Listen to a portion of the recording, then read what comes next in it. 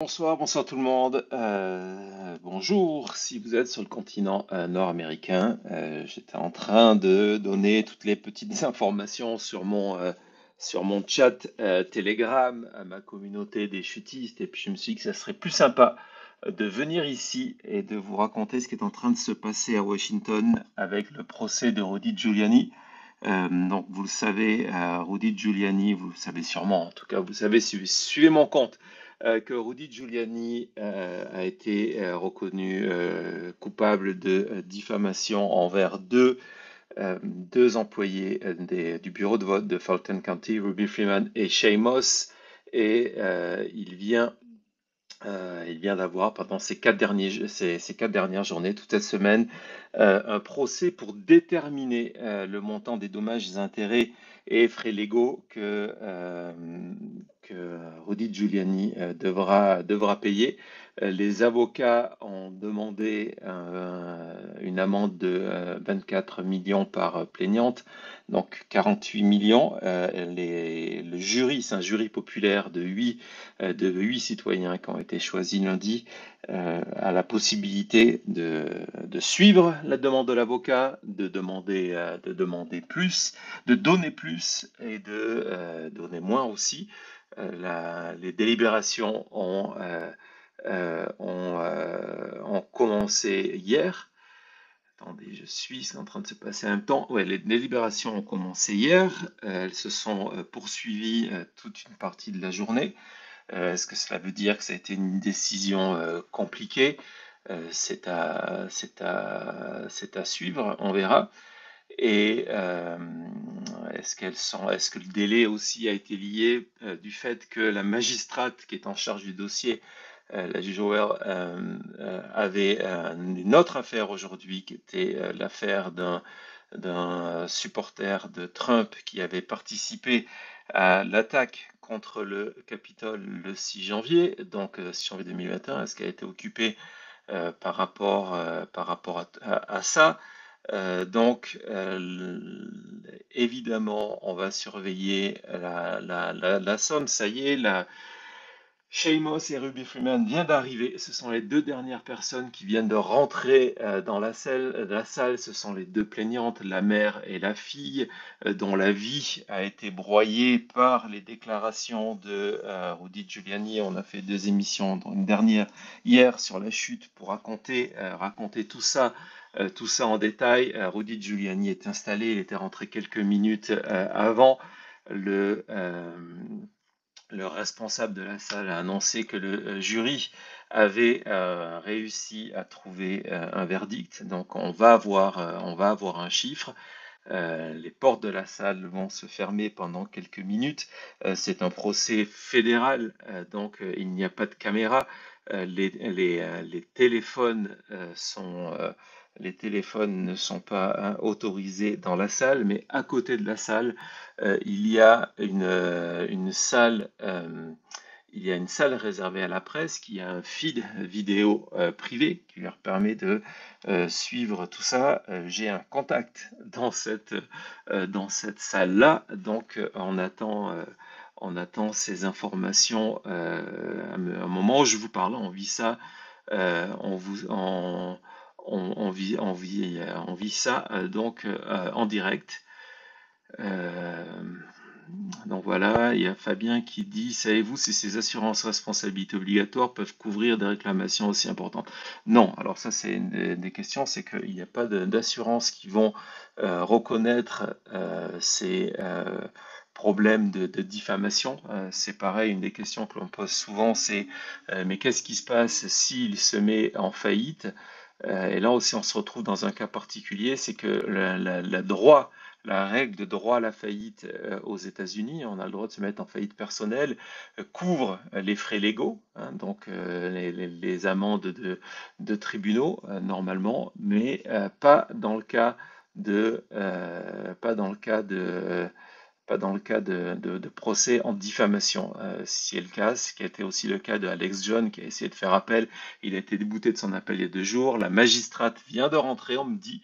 Donc voilà, elle est là, elle confirme qu'elle a la décision. Donc on va savoir vraiment dans quelques secondes Combien Rudy Giuliani va devoir payer? Je vous rappelle que ce n'est pas en question sa culpabilité, que sa culpabilité et sa responsabilité a été établie avant le procès, dans une première partie, par la magistrate, que lui-même, de son côté, a reconnu lors de ses audiences que ses propos était diffamatoire, mais, et ça va être une des lignes de défense en appel, mais qui ne tiendra certainement pas à la route, euh, le, sa ligne de défense était de dire que c'était des propos qui étaient diffamatoires sans intention de diffamer. En gros, une diffamation accidentelle. Il n'y a pas de jurisprudence aux États-Unis qui va dans ce sens-là. C'est un petit peu ce que Alex Jones a aussi essayé de faire dans son appel du mois dernier. Vous savez qu'il a été condamné à plus d'1 milliard de dollars d'amende contre pas d'amende de dommages et intérêts à verser aux familles de la tuerie de Sandy Hook. Il avait prétendu que c'était une fausse tuerie avec des acteurs à la place d'enfants, et donc il avait été condamné, il a fait appel, il vient de perdre, il y a encore quelques mois de procédure avant qu'il soit obligé de payer ce qu'il peut payer, donc on verra, et donc ça va être une des possibilités de Giuliani de faire appel là, mais il va être débouté, c'est même pas certain que cet appel soit accepté, sinon sa seule ligne de sortie, c'est d'essayer de dire que c'est son droit, c'est à peu près la même la même ligne de défense que Trump, que c'est sa liberté d'expression et que c'était et il avait le droit de donner ses opinions. Ce n'est pas de la diffamation, c'est une procédure qui lui permettrait d'aller en cour d'appel à Washington et peut-être jusqu'à la Cour suprême. Mais bon, en tout cas, on n'en est pas encore là. Euh, et cette décision-là est indépendante au montant qui va être donné parce que, encore une fois, la Judge Joel, qui est en charge du procès, a déterminé avant le procès que Giuliani était coupable de diffamation. Une première partie de procès qui s'est pas très bien passée, hein. Giuliani n'a pas voulu collaborer avec la justice.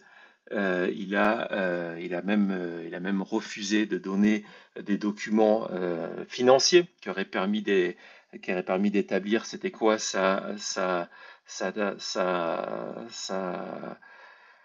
qui aurait permis de déterminer quelle aurait été sa surface financière pour pouvoir savoir combien il pouvait payer d'amende. Donc, je suis désolé, je suis un petit peu confus. Je suis en même temps tout ça, je regarde les messages que je reçois. Donc, apparemment, il y a une décision unanime. De toute façon, il faut une décision unanime. On va voir maintenant combien est le montant. Euh, les avocats de Robbie Freeman et de Sheamus ont demandé donc 24 millions pour chacune des plaignantes, donc quasiment 24 millions, donc en total entre 47 et 48 millions, et en précisant que après ils demandaient au jury de déterminer les dommages et intérêts supplémentaires. Donc on peut arriver à un très gros chiffre. Les magistrats, les avocats ont demandé au jury qu'ils prennent le procès de Rudy Giuliani comme un exemple. Euh, donc il y a plusieurs informations. Donc ça commence à arriver. On va avoir morceau par morceau parce qu'il y a différents. Donc sur les premiers, sur les dommages de compensation, chacune 16 millions 171 000 dollars pour Ruby Freeman, 16 millions 998 000 dollars pour chez Emos. Donc ça, c'est une partie. Pour la diffamation, chacune 16 millions, 16 millions en plus pour ce qui est les dégâts émotionnels, chacune 20 millions, et pour punir Rudy Giuliani, 75 millions. Je vérifie, c'est les chiffres que l'on m'a annoncé, donc c'est 75 millions, 95, 115. 115 et encore 30, on doit approcher au total les 150 millions de dollars si les chiffres que j'ai sont bons. C'est à peu près 3 fois ce que les avocats avaient demandé. Donc c'est ça. Donc pour la diffamation, 17 millions sur Sheamus, 16 millions sur Rudy Freeman, 20 millions pour les dégâts émotionnels causés, donc 20 millions chacune, et après en punition 75 millions, 40, 50, 60. Est-ce que c'est le total? Je suis en train de voir. Donc, euh, c'est possible que ce 75 millions soit le total.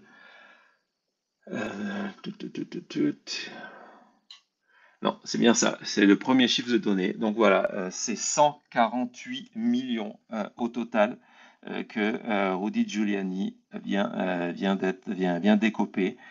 Hop, je vous fais le tweet. Le tweet est parti. C'est fait. On a vécu ça en direct. Donc voilà, 148 millions de dollars pour Rudy Giuliani. C'est une amende considérable. J'espère que hop, j'espère pour la suite. Donc, si vous connaissez mal l'affaire, on se replonge en novembre 2020, au moment de l'élection. Vous savez que les élections aux États-Unis se jouent sur quelques États. Un des États clés à l'époque est la Géorgie. Trump a absolument besoin de gagner la Géorgie. Joe Biden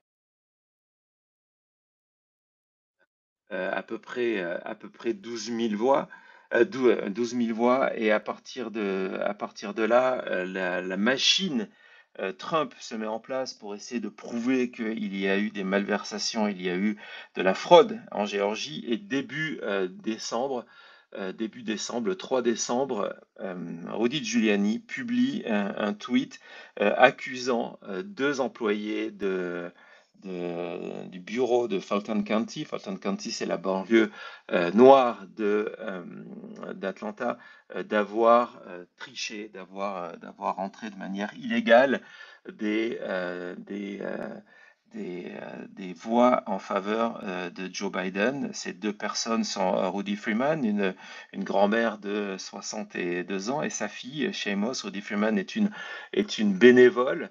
Seamus est employé, et à partir de là va démarrer une période d'enfer où les deux femmes vont être obligées de, de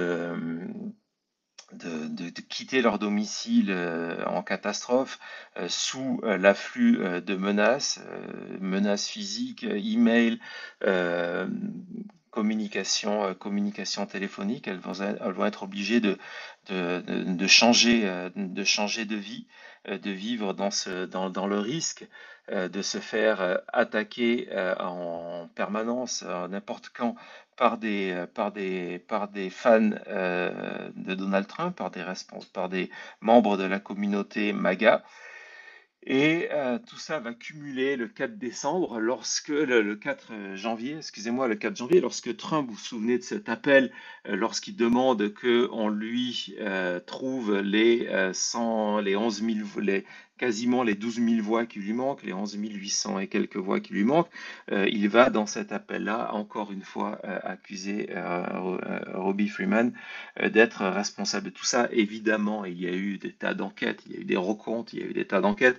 Toutes ces accusations sont fausses. Il faut savoir que dans le côté ridicule de la chose, avec en plus une dénotation raciste de la manière dont ça a été présenté, Rudy Giuliani avait accusé Robbie Freeman d'avoir passé une clé USB à sa fille, alors qu'en réalité, il s'agissait d'un bonbon pour la toux.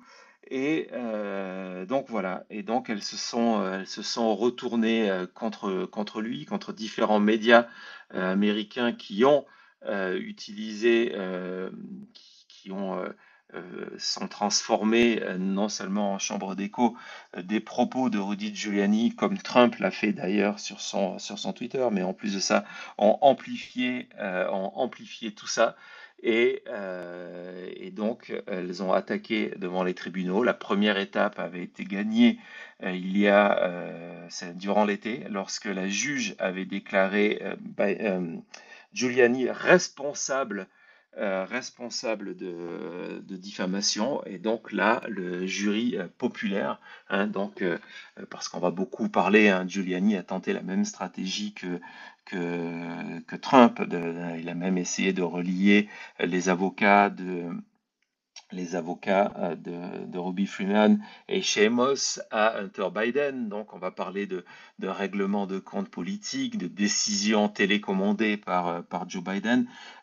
Encore une fois, c'est une décision qui a été prise par un jury populaire, par des citoyens. Pourquoi encore une fois? Parce qu'on a tendance à oublier, lorsqu'on parle des procès de Trump, des inculpations et des procès à venir, que ces inculpations ont été décidées par des grands jurys. Hein, ce n'est pas le ministre de la Justice, ce n'est pas Biden, ce n'est même pas les procureurs. Ce sont des citoyens qui, confrontés au dossier, à la force des dossiers et à la loi, ont décidé que il était venu le temps d'inculper Donald Trump. Donc ne jamais oublier, là c'est pareil, vous avez un jury populaire. Alors un des événements de cette semaine, ce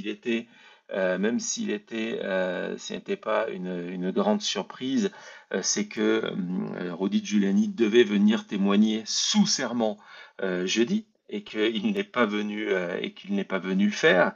À la dernière minute, il a renoncé après avoir annoncé toute la semaine qu'il allait le faire. Et que toute la semaine, en dehors du tribunal, quand justement il n'était pas protégé lorsqu'il était justement protégé par le fait qu'il n'était pas sous serment et qu'en gros il pouvait dire tout et n'importe quoi, il a en plus répété ses accusations, qu'il avait dit la vérité, que ces deux femmes étaient responsables d'une fraude électorale. Et évidemment, il a fallu répéter tout ça devant un jury, il n'a pas voulu le faire parce que il n'y a aucune base de vérité sur ça et il ne voulait surtout pas que cette déclaration sous serment soit utilisée pour lui dans son futur procès de la Géorgie dans quelques mois, hein, à l'été prochain. Donc il fallait qu'il évite ce genre de choses, donc il n'est pas venu témoigner. C'était le seul témoin, Rudy Giuliani était le seul témoin de la défense de Rudy Giuliani. On a ensuite assisté à la plaidoirie de l'avocat de Rudy Giuliani qui en gros n'avait rien, expliquait qu'en gros il fallait tenir compte de l'âge de Giuliani, il fallait tenir compte que le fait que cette, cette, décision correspondait à une sorte de peine de mort pour Giuliani, vu que la somme était aussi importante. Et il a rappelé que, évidemment, Giuliani, c'était le héros du 11 septembre 2001 et qu'il fallait en tenir compte dans la décision. Apparemment, comme prévu là encore, hein, il n'y a pas eu ça n'a pas été un effet positif sur le jury qui n'a pas du tout été convaincu par ces propos-là.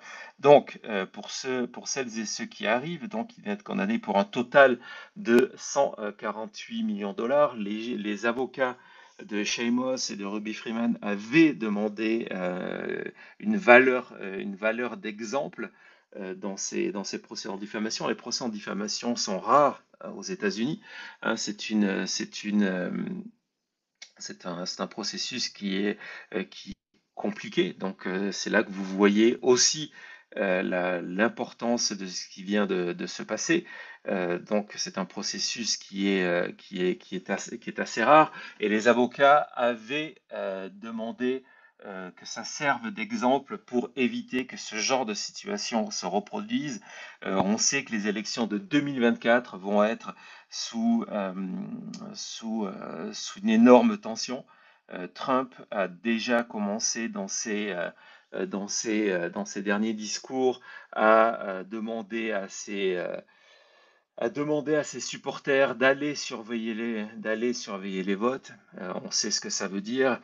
Et puis, au-delà de ça, on sait qu'il y a beaucoup de ces volontaires comme Seamus et Ruby Freeman qui sont des maillons essentiels de la démocratie américaine, qui permettent que l'organisation d'une journée de vote se passe bien, que l'organisation après, lorsqu'on va compter les voix, lorsqu'on va trier ces bulletins et lorsqu'on va publier les résultats, que tout ça se passe bien. Ben, on sait que de nombreuses personnes en 2020 ont subi des menaces, pas à la hauteur de ce qui est arrivé, heureusement pas à la hauteur de ce qui est arrivé à Seamus et à Robbie Freeman, mais quand même que cette habitude de mettre la pression sur les bureaux de vote, on l'a vu aussi en 2022 et en 2023 lorsqu'il y a eu des élections,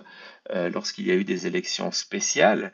Et donc, il y a beaucoup de ces volontaires qui servaient en 2020, souvent depuis des années. Hein, c'est des gens qui faisaient ça élection après élection, qui ont annoncé qu'ils ne le feraient pas en 2024. Donc voilà, c'est une des conséquences. Donc c'est pour ça aussi que c'était important d'avoir une décision exemplaire, et la décision est exemplaire. Hein.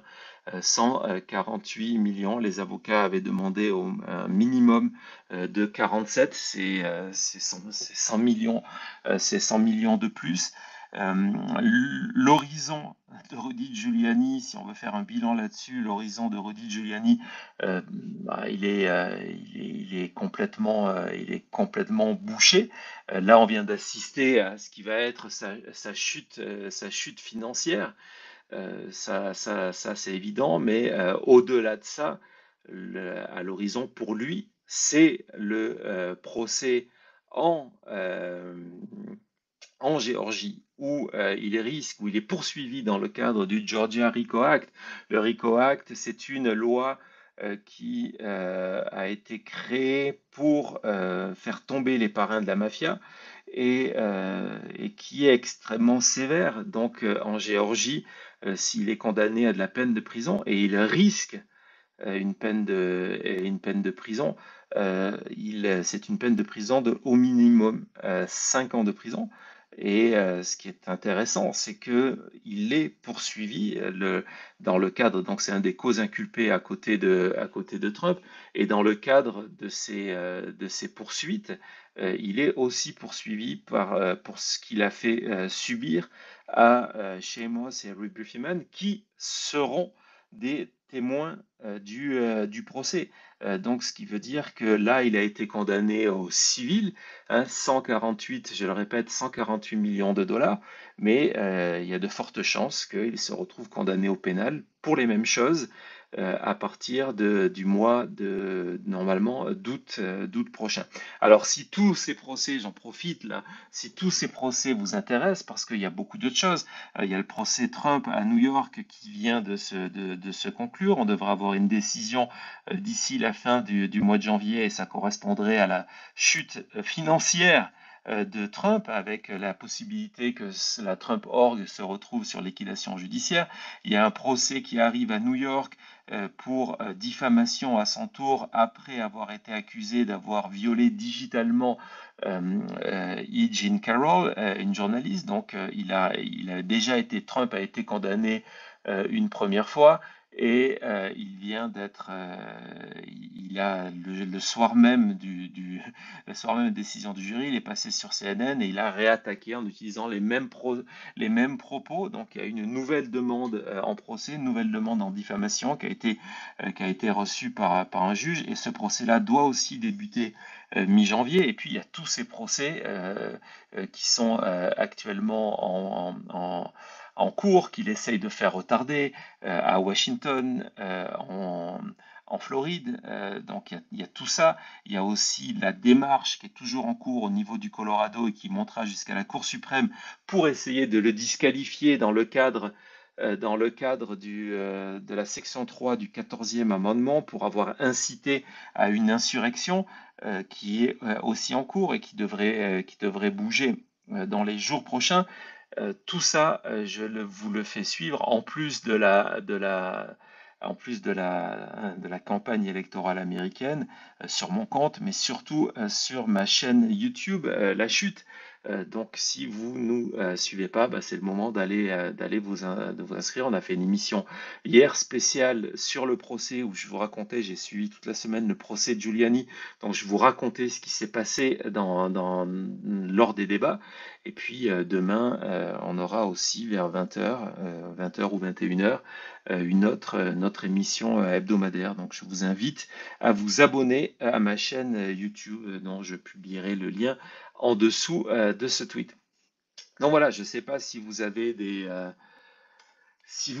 des questions, si vous avez un avis, si vous avez envie de parler avec moi sur cette décision de faire payer Rudy Giuliani 148 millions de dommages et intérêts après avoir diffamé Rudy Freeman et Seamus. Encore une fois, je le rappelle parce que je viens de voir que c'est des questions qu'on me pose.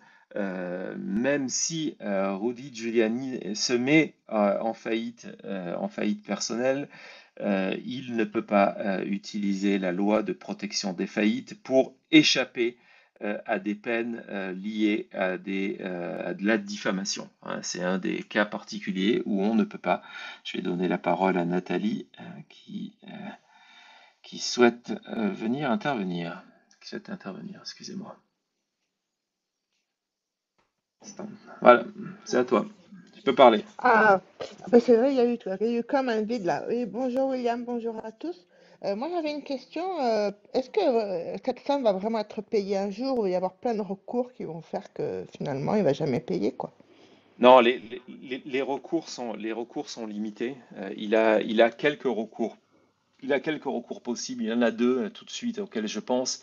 Le premier, c'est d'essayer de suivre la même direction que Alex Jones a pris, de dire que, OK, il y a eu la diffamation, et c'est ce qu'il a déjà commencé à installer à la première partie du procès, qu'il y a eu de la diffamation, eu des propos diffamatoires, mais que son intention n'était pas de diffamer. Et la magistrate lui a déjà dit que c'était une ligne de défense qui lui paraissait avoir, et je cite, autant de trous que dans un morceau de gruyère.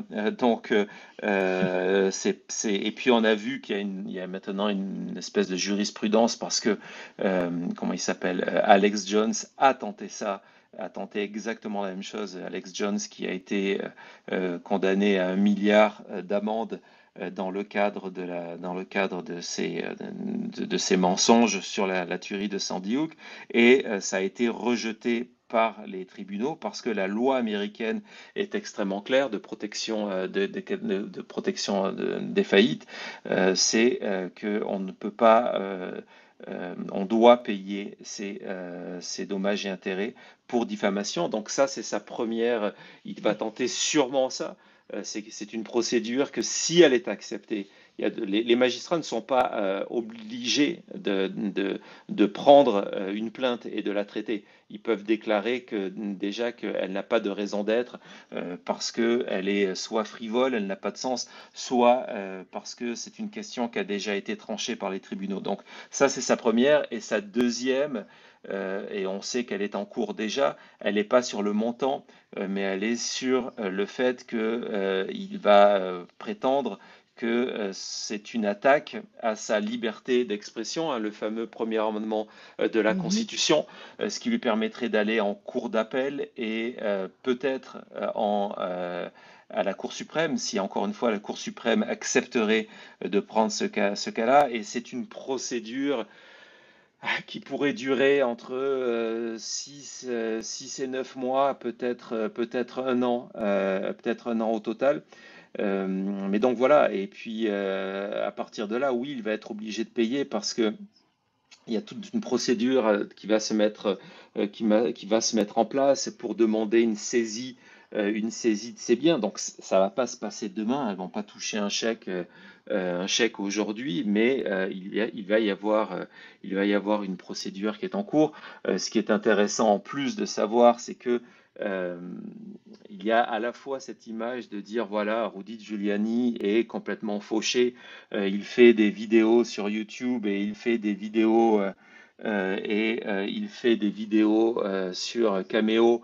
Il les faisait où il enregistrait tout et n'importe quoi comme message, mais dans la réalité, on sait qu'il n'a pas payé ses avocats, qu'il est poursuivi à New York parce qu'il n'a pas payé ses avocats, qu'il est poursuivi à New York parce qu'il n'a pas payé ses factures de téléphone, 30 000 $, etc., etc.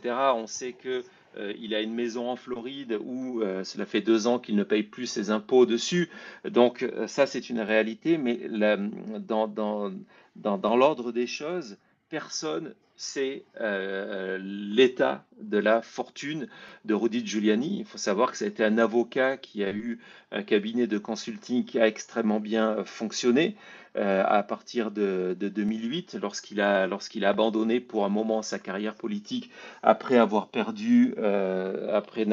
réussi à percer au moment des primaires républicaines. Il s'est lancé dans des activités commerciales extrêmement lucratives pendant près de 10 ans. Il avait une énorme maison dans un des quartiers les plus riches de New York. Donc ça, c'est une réalité. Et lorsque justement la magistrate lui a demandé qu'il présente l'état de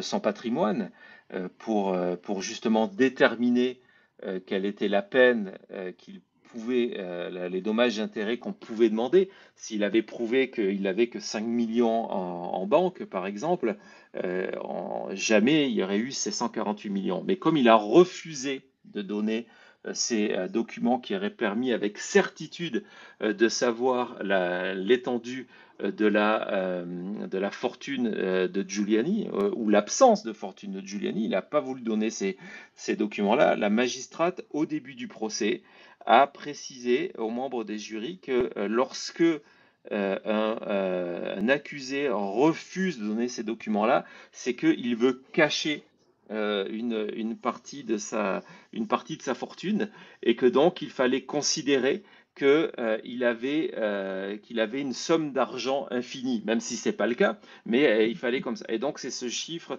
comme ça aussi que ce chiffre de 148 millions de dollars est né, c'est parce que il n'a pas voulu communiquer sur l'état de sa fortune. Donc oui, il va être obligé de payer à un moment. Il y a toute Mhm. une procédure il va se mettre en ligne de compte. Donc là, il vient de sortir, au moment où je vous parle, il vient de sortir du tribunal. Et la première chose qu'il a fait, parce qu'encore une fois, il n'est pas sous serment. Encore une fois, il vient de répéter ces mêmes accusations sur Ruby Freeman et, euh, Shamos en disant, je cite, que je ne regrette rien. Je ne regrette pas, oui, je ne regrette rien. Il a utilisé le mot damn, donc je ne regrette absolument rien de ce que j'ai dit et l'élection de 2020 ont été truquées. Et c'est pour ça qu'il ne faut jamais hésiter. On a vu la même chose lorsqu'il y a eu les, euh, les procès de Proud Boys et tout ça qui imploraient la clémence des tribunaux. Et une fois qu'il n'y a pas eu de clémence des tribunaux, ont le même discours. C'est-à-dire qu'une fois qu'ils sont condamnés, ils disent voilà, je ne regrette rien, vive Trump et Trump a gagné en 2020. Et là, on a exactement la même chose. Donc voilà, j'espère que j'ai répondu à ta question. Ah, tout à fait, très complet. Merci, William. Merci, au revoir. Au revoir. On va donner la parole à Maël. Je pense que c'est Maël. Ouais, c'est Maël.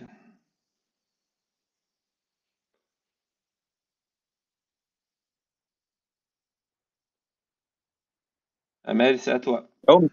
Bonjour William. Salut, salut. J'avais une petite question en regardant l'amende, en fait. Ouais, ouais. Bon, 148 millions, c'est beaucoup, c'est assez énorme. Mhm. Mais tu sais, bon, tu dois très bien savoir aussi comment que ça se passe aux États-Unis entre les avocats et les taxes aussi que certainement les plaignants vont devoir payer. Est-ce que tu as une idée à peu près de combien, imaginons que Giuliani puisse payer, ça c'est le plus important, Ouais. combien est-ce qu'elles vont avoir net vraiment de dédommagement? Il n'y a pas de taxe à payer lorsque on reçoit des dommages et intérêts d'un d'un tribunal.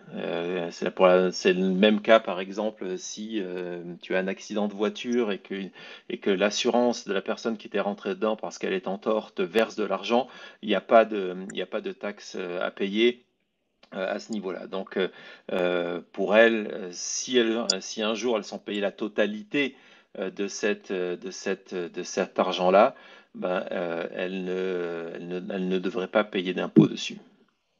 Donc, bon, si vraiment ça se passe comme ça, je pense que ça va être très bien pour elle et tant pis pour Giuliani. Ouais, ouais, ouais. En général, c'est que Et l'État puis, américain aime bien se régaler au niveau des taxes, même pour $1 ouais. de gagné. Euh, donc, non, c'est à peu près Non, tout. ouais, non, ça fait partie des choses. Bon, après, peut-être il y a des lois selon les États, hein. Ça se passe comme ça aux États-Unis. Il y a la loi fédérale et puis il y a donc la taxation fédérale et la taxation au niveau des États. Il y a 50 États, donc il y a 50 règles.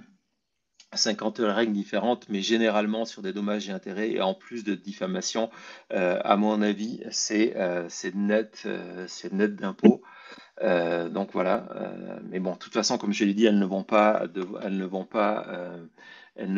payer, elles ne vont pas recevoir de l'argent immédiatement. C'est évident. Mais par contre, ce qui est extrêmement intéressant, c'est que euh, on a vu que lors de ces audiences, de ces 3 derniers jours que j'ai raconté, tu as vu l'émission Mhm. que j'ai raconté hier, que justement les propos de Giuliani qui étaient à l'extérieur ont été ramenés à l'intérieur par la magistrate qui a fait jouer la vidéo où il accusait une nouvelle fois et par les avocats qui ont repris ces vidéos de sa conférence de presse improvisée du lundi soir et du mardi où il accusait encore Robbie Freeman et Seamus d'avoir participé à cette fraude électorale et donc c'est la dernière chose en fait que l'avocat a fait jouer au jury en leur expliquant, vous voyez, il n'a même pas, et toi qui vis aux États-Unis, tu sais comment c'est important, il n'a même pas exprimé de regret. Et là, ce No qui shame. est, non, et ça a été utilisé contre lui, même si ça s'est passé à l'extérieur.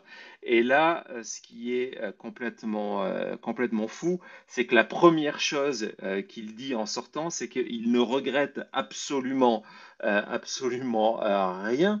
Il dit I don't regret a damn thing. Donc c'est la première chose qu'il dit. Et ensuite de ça, il répète les mensonges pour lesquels il vient d'être condamné par diffamation. Ce qui pose déjà la question de un.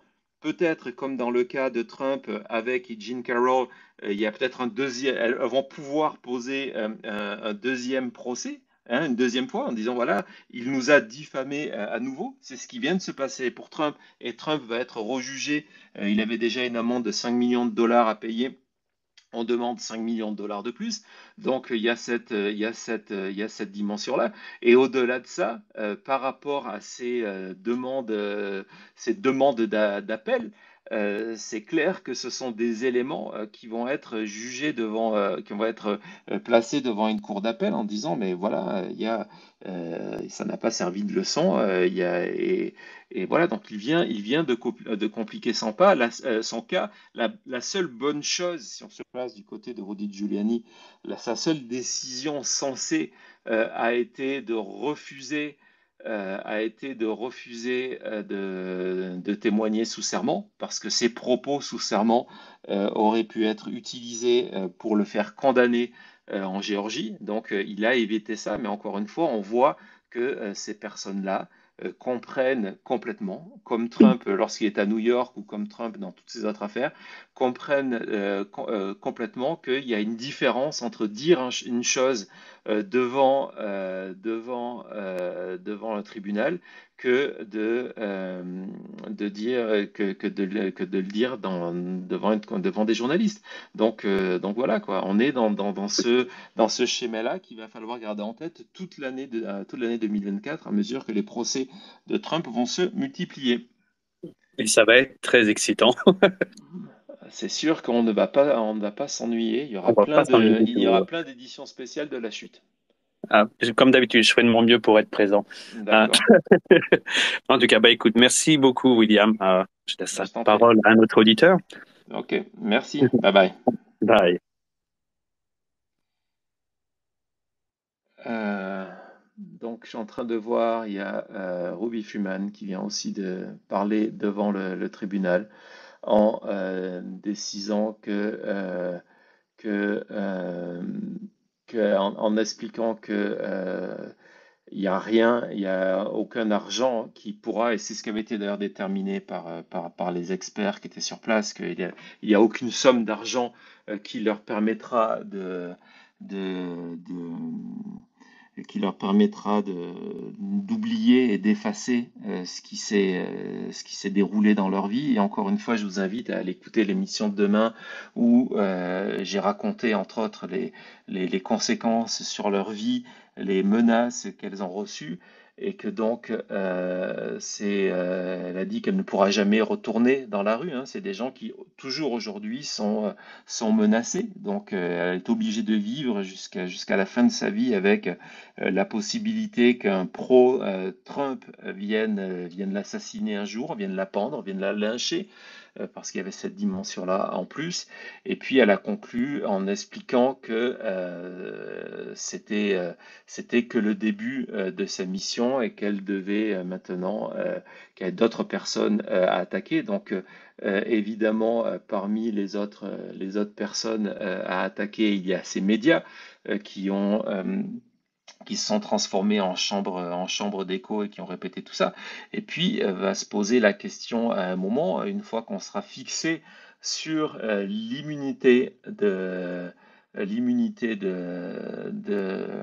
Trump, hein. Trump prétexte d'une immunité totale en termes de président.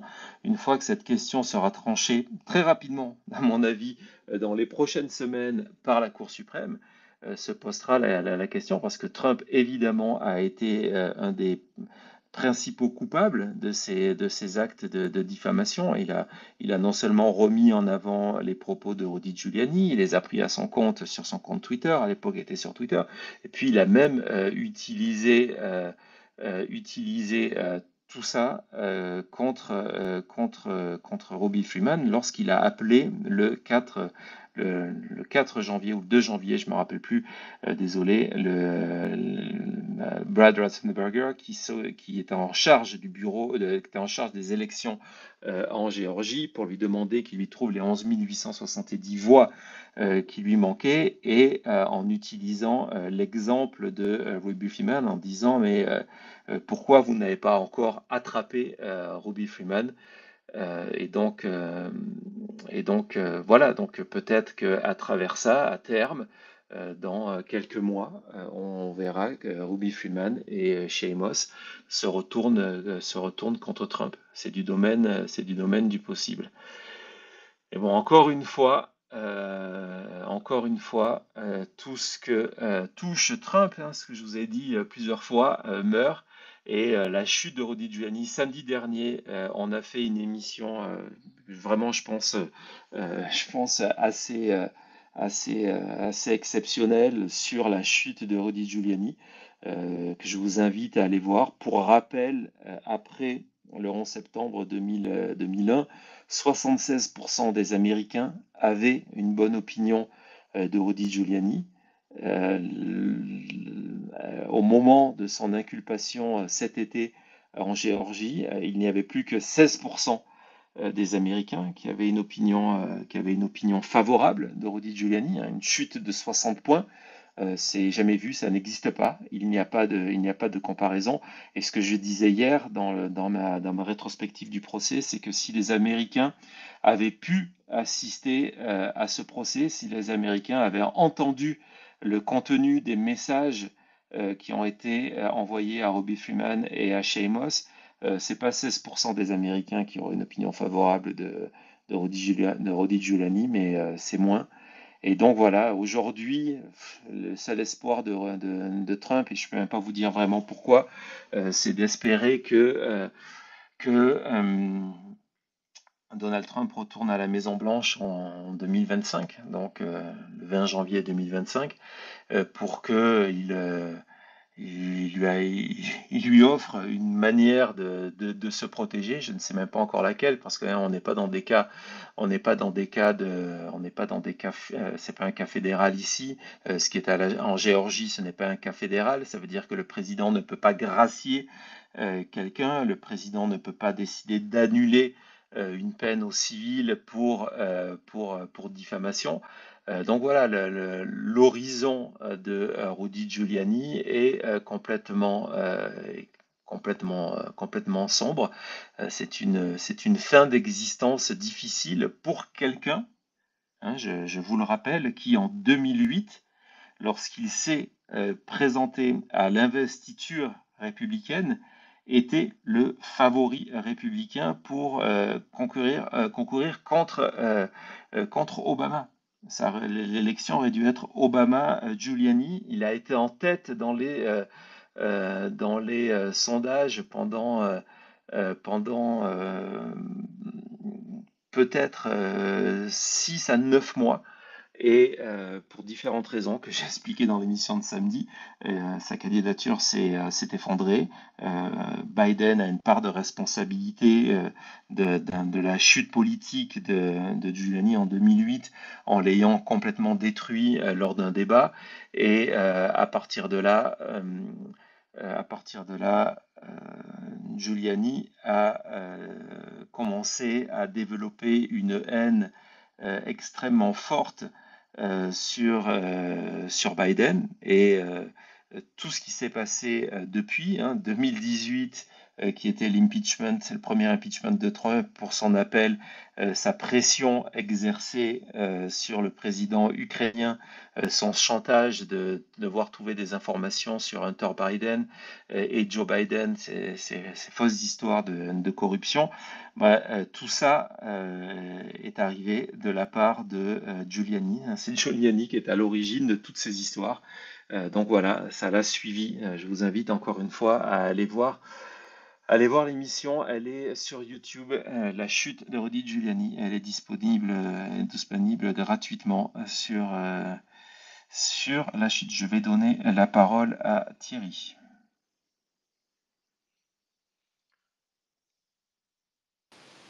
Allô. Ouais. C'est Thierry, bonjour. C'est à vous. Salut Thierry. Ça va? Très bien, merci. Je reviens sur une interrogation que j'ai. Quand on prend le dossier de Moss et Freeman, OANN a réussi ou a voulu prendre un dossier à l'amiable avec elle, alors que Giuliani ne l'y a pas eu. Ça a coupé. Attendez, excusez-moi, ça a coupé une seconde. J'ai pas entendu le début de la question. J'ai entendu OAN, donc la chaîne de télévision, et j'ai pas entendu la suite. Si vous pouvez répéter. Oui, excuse-moi. Donc OANN a réussi sur le dossier de Cathy Freeman et Moss une négociation préalable, alors que Giuliani ne l'a pas eu, ou ne l'a pas voulu.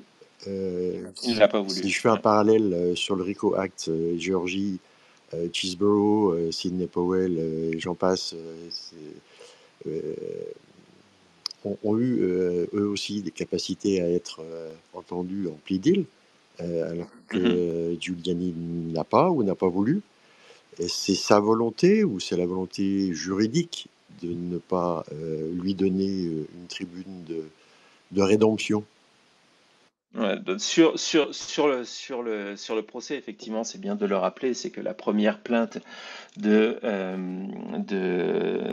Shane Moss et de Ruby Freeman englobait la chaîne OAN, qui est donc une petite chaîne américaine 100% pro-Trump et qui est devenue en 2020 encore plus que Fox News, encore plus que Newsmax, est devenue une chaîne qui était 24 heures sur 24 consacrée à la fraude, la soi-disant fraude électorale. Et donc, ils ont énormément fait sur ce côté Freeman, Shamos, mais eux ont décidé, c'est eux qui ont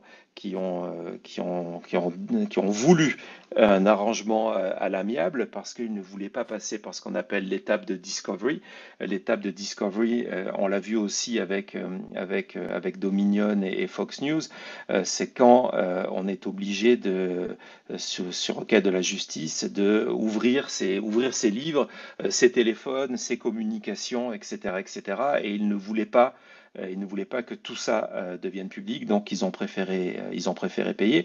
La stratégie de Rudy Giuliani a été de refuser de payer, même en refusant d'ouvrir ses lignes de compte. Donc là, ces livres de compte sont l'état de son patrimoine. Donc là, c'est quelque chose de 100% voulu de son côté. Pour le plea deal en Géorgie, qui est une proposition d'une peine atténuée en échange d'une collaboration avec la justice, en clair ici de charger Trump. Ce n'est pas terminé, il va y en avoir d'autres. Donc on peut toujours imaginer, je ne pense pas, mais on peut toujours imaginer que Giuliani à un moment fasse cette décision. Il y a la possibilité d'avoir des plea deals jusqu'en juin prochain, et il va y en avoir beaucoup en ce moment. Il y a des procédures d'appel, de renvoi devant certaines cours qui sont en cours. Ce matin, Mark Meadows passait devant une cour d'appel à Atlanta, où ça s'est pas très bien passé pour lui. Donc, c'est pour être jugé au niveau fédéral et pas au niveau de l'État, ce qui veut dire que lorsque il n'est pas le seul à avoir ce genre de procédure, mais lorsque ces procédures, normalement, vont être refusées, ces gens-là vont retourner à la table de négociation. Mais dans le cas de Giuliani, il s'est passé deux choses. La première chose, c'est qu'il a déclaré, c'est le seul, d'ailleurs, c'est le seul, via un porte-parole, qu'il refuserait tout plea deal. Bon, ça ne veut pas dire que dans l'ordre des choses que dans 3 mois, il ne va pas revenir sur sa déclaration publique. Mais en tout cas, sa seule déclaration publique sur un plea deal a été de dire qu'il refuserait et qu'il ne chargerait jamais Trump. Alors, est-ce qu'il a envoyé un message à Trump comme ça? Je n'en sais rien, mais en tout cas, ça a été sa déclaration publique. Et des fuites que l'on sait au niveau des bureaux de la procureure Fannie Willis, c'est qu'elle n'a pas l'intention d'aller lui proposer c'est quoi la logique d'un procureur d'aller proposer un plea deal?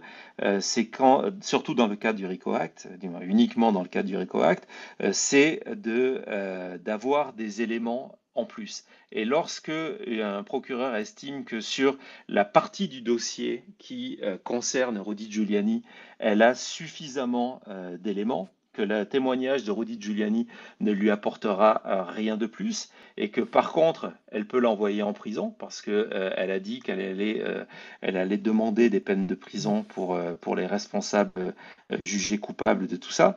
Elle n'a aussi aucun intérêt à le faire. Donc il y a un petit peu ces deux dimensions en Géorgie, mais on va garder évidemment tout ça à l'œil parce que, encore une fois, c'est possible jusqu'au début du mois de juin. Ok, ben, je te remercie, j'y vois un peu Ah, de plus rien. clair. Au Et revoir. j'en profite pour faire une salutation amicale à toute la team de Kiss Kiss Bang Bang qui doit être à l'écoute, j'imagine. Ben, j'espère aussi. Merci. Au revoir. Au revoir. Ouais, donc je vais profiter, c'est une très belle assise, une passe décisive. Je vais profiter de la passe décisive de Thierry pour vous rappeler que si vous appréciez mon travail ici sur Twitter et sur YouTube, vous avez la possibilité, je suis 100% indépendant, quasiment autofinancé, mais non, j'ai une communauté qui participe à tout ça. Mais dans tous les cas, si vous voulez, si vous voulez soutenir mon travail indépendant sur tous ces procès-là et la campagne. Il va y avoir plein de choses à vous dire, à vous raconter. J'ai une page Kiss Kiss Bang Bang qui vous permet de m'aider. Donc voilà, j'ai le lien qui est épinglé sur mon profil X. Je vous recommuniquerai le lien. En tout cas, voilà, c'est apprécié, ne serait-ce que d'aller voir et de considérer la chose. Il y a pas mal de contreparties assez sympas, comme la participation à un chat privé sur Telegram où je réponds à vos questions. Je suis assez présent, mais aussi c'est quelque chose que je faisais en 2020, de vous donner des analyses, parce que je faisais beaucoup sur Twitter en 2020, des analyses, des points de vue insider, des récaps, etc. etc. Tout ça maintenant, je le fais sur Kiss Kiss Bang Bang pour ma petite communauté des chutistes que je salue parce qu'il y en a plusieurs. Je vois que Rosan est encore là, que Nour est là. Donc il y en a d'autres. Donc salut les chutistes, heureux de vous voir parmi nous.